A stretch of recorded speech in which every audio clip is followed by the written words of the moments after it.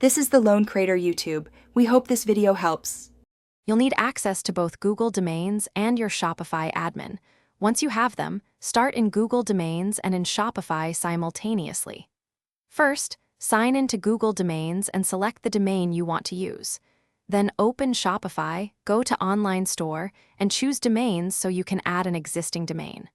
Once done, click Connect Existing Domain and type your domain name. Make sure you keep both tabs open because you'll switch back and forth to edit DNS records in Google Domains. Now edit DNS in Google Domains. In the DNS section, remove any existing or CNAME entries that conflict because duplicates block verification.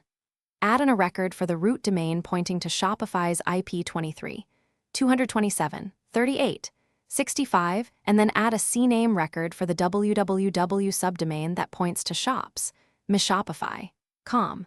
Once you save those records, propagation begins. Make sure to set TTL to a low value, like 300 seconds if available to speed up updates, and keep an eye on Shopify verification.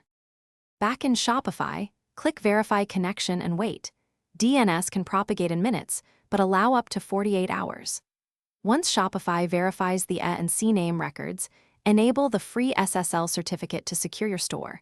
Make sure the primary domain is set to the www version for consistent redirects.